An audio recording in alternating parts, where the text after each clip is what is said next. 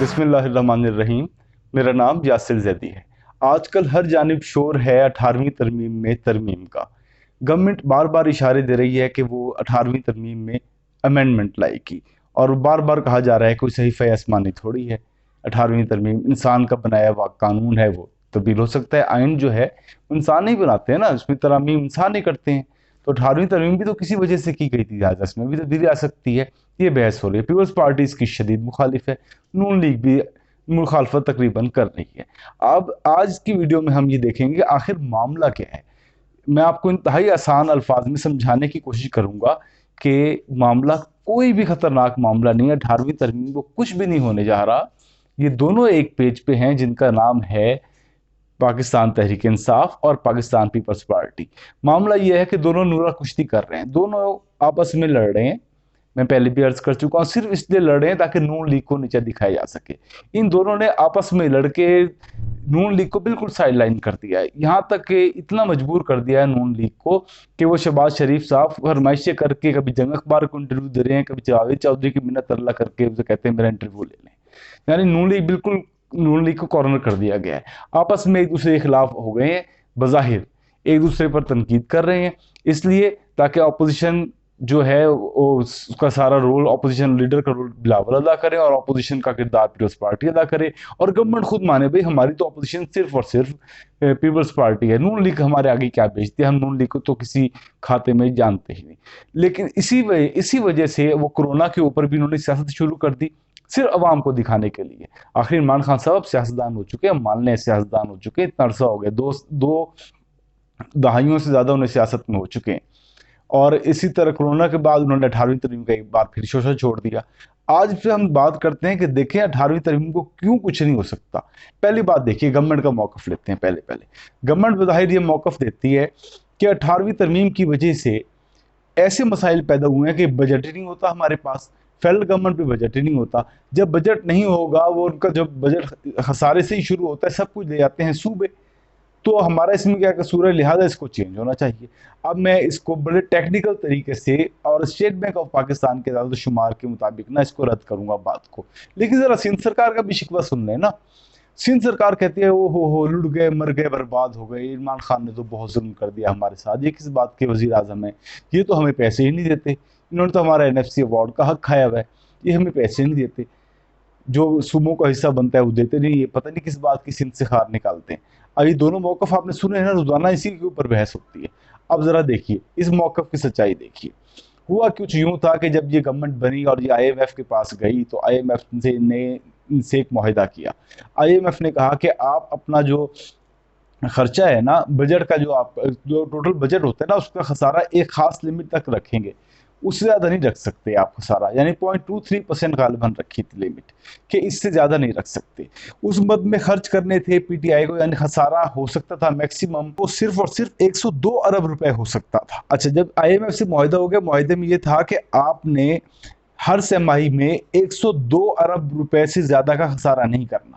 अब जो फिगर्स हैं मेरे पास, हम आपको स्क्रीन पे भी दिखा देंगे। डॉन की भी खबर है, स्टेट बैंक के फिगर हैं, डॉन की भी और एक्सप्रेस ट्रिब्यून की भी खबर है। स्टेट बैंक के फिगर तो कोर्ट के जैसे किसी ने डिनाई नहीं किया। जरा सुनते जाइएगा, मजेदार बात। विफाक को 102 अरब रुपए की खसारे की इजाजत थी, विफाक ने खर्च किए 286 अरब रुपए। अब ये तो मसला हो गया क्रिएट बहुत ज्यादा, क्योंकि तो गारंटी दिख के दे चुके थे, गारंटी दी थी कि हम 102 से ज्यादा नहीं खर्च करेंगे। यहाँ पे विफाक ने सूबों से मुआहिदा किया। सूबों को कहा भाई तुम्हें जितने पैसे दे रखे हैं ना, उनमें से हमें वापस कर दो। ये मैं पहली छमाही का बता रहा हूँ, यानी इस माली साल की जो गुजर रही है, यानी ये जुलाई से लेकर सितंबर तक के फिगर्स हैं। तो सुबह उन्होंने कहा कि आप वापस कर दें। सबसे ज्यादा रकम वापस की है अपने खर्चे में से, जो इस्तेमाल ही नहीं की सुबह ने पहले छमाही में। सबसे ज्यादा रकम वापस की है जी पंजाब ने, उसने की है 75.4 अरब रुपया। अब पंजाब में गवर्नमेंट है वो जार साहब की, यानी PTI की, इमरान खान साहब की अपनी गवर्नमेंट है, उसने वापस कर दिया। सुन तो जाइएगा। अब फिर KP के आ गया। KP ने इसमें अपना बजट, KP ने 54 अरब रुपए वापस कर दिए। बलोचिस्तान ने 37 अरब 30 करोड़ वापस कर दिया। और अब बात करते हैं जनाब सिंध की। जी, ये वही सिंध है जो कहता है कि इमरान खान हमें पैसे नहीं दे रहे, फेडरल गवर्नमेंट पैसे नहीं दे रही। इन्होंने विफाक को पहली छमाही में इस माली साल की जो वापस की है रकम, वो 35 अरब 50 करोड़ रुपया है। एक तरफ शिकवा करते हैं कि विफाक हमें पैसे नहीं दे रहा, दूसरी तरफ विफाक को अपने पास से पैसे दे रहे हैं कि भाई अगर आपका बजट खसारे का जा रहा है आप हमारे से ले लीजिए, हम अपना खर्च नहीं करते अपने, वहां पे हम आपको दे रहे हैं। दूसरी तरफ विफाक की सुनी, इमरान खान साहब कहते हैं ना, सियासत कर रहे हैं ना, सब सब सियासत कर रहे हैं। खान साहब क्या कहते हैं कि जी हमारा तो बजट फेडरल गवर्नमेंट का होता ही स्टार्ट उससे डेफिसिट से, खसारे से, 18वीं तरमीम में तो तब्दीली करनी पड़ेगी वरना सूबों के पास है ही कुछ नहीं। ये आपको मैंने कुल खाता खोल के दिखा दिया इन दोनों पार्टीज का, यानी ये आपस में खेल रही है, कोई ऐसा मसला नहीं है, सिर्फ ये नून लीग को साइडलाइन कर रही है। दोनों का देखो, दुश्मन का दुश्मन जो है वो दोस्त होता है।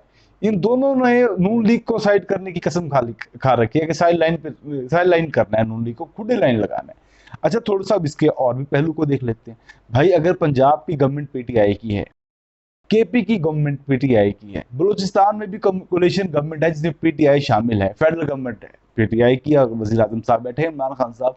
एक सूबा सिंध रहता है ना यार, सिंध अगर बिलफर्ज आपसे ताउन ना करे, अगर से कर रहा है, मैंने आपको बता भी दिया, अगर बिलफर्ज सूबा सिंध आपसे ताउन ना करे तब भी आपको क्या फसल है भाई, कोई मसला नहीं पड़ता। इमरान खान साहब को कोई मसला नहीं है, कोई ऐसी बात नहीं है। एक सूबा ना भी करे ताउन तो क्या होता है, 18वीं तरमीम को छेड़ने की जरूरत ही नहीं है, किसी सूरत में जरूरत नहीं है छेड़ने की, काम चलाया जा सकता है। लेकिन क्या सियासत हो रही है, ये दोनों सूबे, सारे सूबे ताउन भी कर रहे हैं लेकिन सियासत हो रही है। अच्छा, 18वीं तरमीम में इमरान खान साहब तीसरा एंगल ले लेते हैं 18वीं तरमीम का। भाई 18वीं तरमीम को इमरान खान साहब क्यों चेंज करेंगे, कोई वजह भी तो हो। 18वीं तरमीम की सबसे बड़ी जो दो खसूसियात थी, एक तो यह कि तमाम इख्तियारात सूबों को मिल गए थे, पहली बात तो ये है, सूबों में उनकी गवर्नमेंट है, मैंने आपको बता दिया, सिवाय एक सूबे के, और वहां पे भी मुका चल रहा है। अच्छा, दूसरा सबसे बड़ा काम क्या हुआ था कि वजीर आजम इंतहा दर्जे का पावरफुल हो गया था। सारे इख्तियारात सदर से यानी असम्बलियाँ तोड़ने के, 58(2) जो आइन का आर्टिकल था उसको निकाल दिया गया था, ज़ियाउल्लाह की सारी अमेंडमेंट्स निकाल दी गई थी, सदर को होम्योपैथिक बना दिया गया था, सारे इख्तियारात, सारे जो जितना भी इख्तियार था वो सारे वजीर आजम को दे दिया गया था। अब मुझे बताएं, इमरान खान साहब इतने वजीर आजम, पावरफुल वजीर आजम बन के बैठे हैं, उन्हें क्या जरूरत पड़ी है वो अपने इख्तियार कम करेंगे। वो किसी सदर को, चाहे उनका करीबी तरीन दोस्त आरिफ अलवी क्यों ना हो, वो उन्हें इख्तियार देंगे। बेनज़ीर भुट्टो शहीद ने भी तो देखे देखा था ना उनको, लगारी साहब को क्या हुआ था, लगारी साहब ने उनके साथ हाथ कर दिया था, उनकी गवर्नमेंट तोड़ दी थी। तो भला इमरान खान को क्या जरूरत पेश आई कि वो अपने इख्तियार किसी को उठा के देते हैं। इख्तियार लोग लिया करते हैं, किसी को दिया नहीं करते। तो ये सबूत भी है कि जो 18वीं तरमीम है उसमें कोई अमेंडमेंट नहीं होने वाली।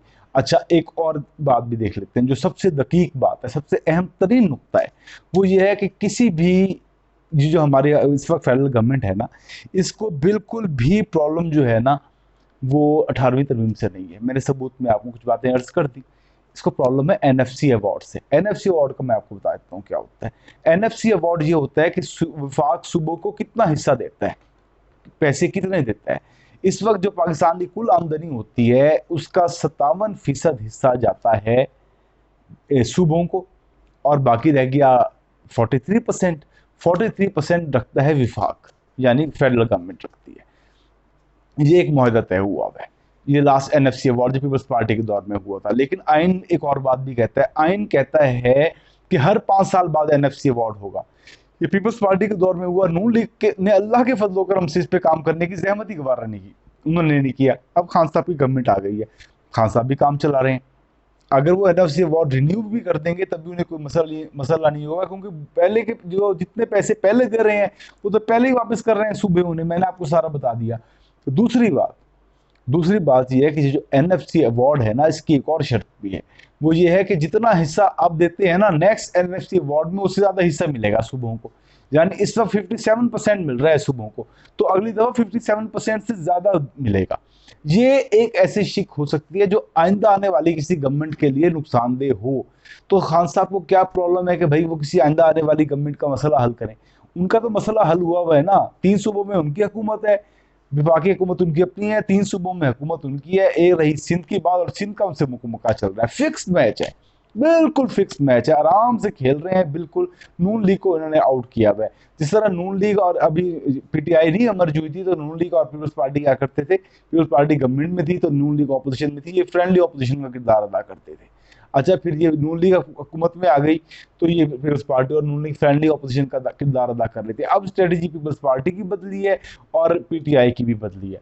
गवर्नमेंट में आने के बाद पीटीआई ने अपने तोपों का रुख सारा का सारा कर दिया है पीपल्स पार्टी की तरफ, और पीपल्स पार्टी ने पीटीआई की तरफ, यानी तासुब दे रहे हैं हम दोनों एक दूसरे के हरीफ हैं।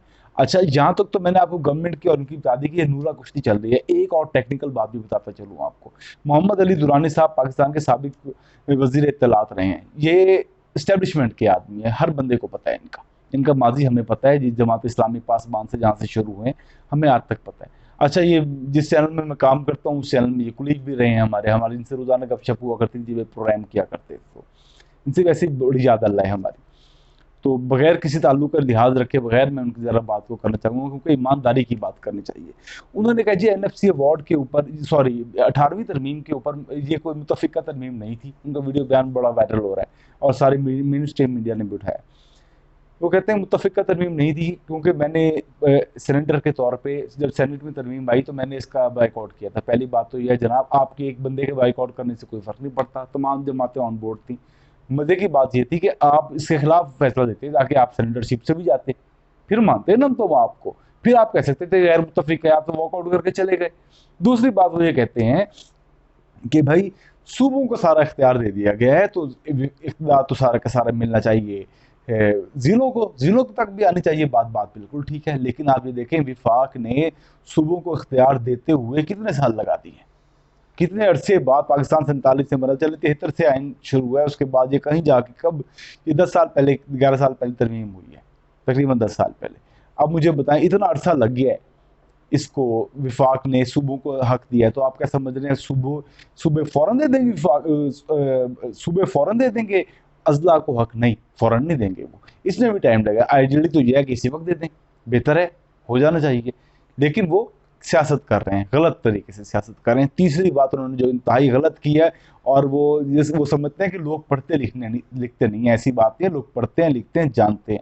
उन्होंने कहा जी कि इसमें उस LFO यानी लीगल फ्रेमवर्क ऑर्डर को कॉन्स्टिट्यूशनल कवर दिया गया 18th अमेंडमेंट में, वो LFO जो यहिया खान का दिया हुआ था, यानी जिसमें जो इसका भावलपुर का सूबा था ना, उसको सूबा की हैसियत से हटा दिया गया था। ये इंतहाई गलत बात की है उन्होंने।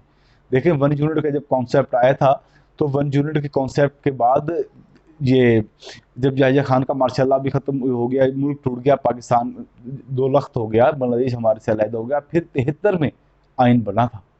73 में जब आइन बना था तो उस वक्त 1 यूनिट ख़त्म होकर ये जो मौजूदा सूबे हैं ना पाकिस्तान के, ये बहाल हो चुके थे सारे के सारे, जिसमें बहावलपुर को पंजाब का हिस्सा करार दिया गया था। बहावलपुर को पंजाब का हिस्सा करार दिया गया था।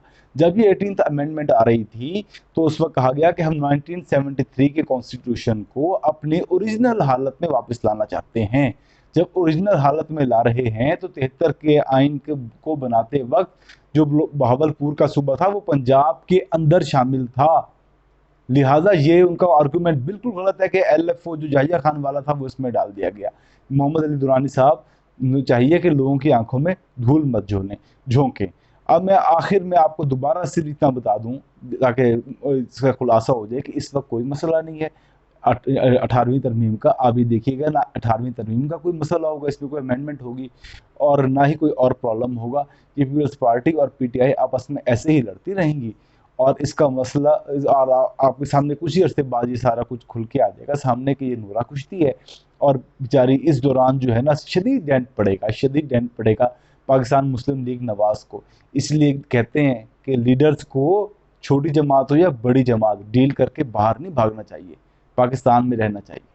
जरदारी साहब पे भी केस है ना, पाकिस्तान में ही है, भागे नहीं। इसलिए आज गवर्नमेंट भी अपनी ऑपोजिशन पीपल्स पार्टी को करार दे रही है, नून लीग को नहीं। ये चाहिए सोचना मरीम नवाज को भी, शहबाज शरीफ को भी और ख़ासकर मियाँ मोहम्मद नवाज शरीफ को भी। थैंक यू जी, बहुत शुक्रिया।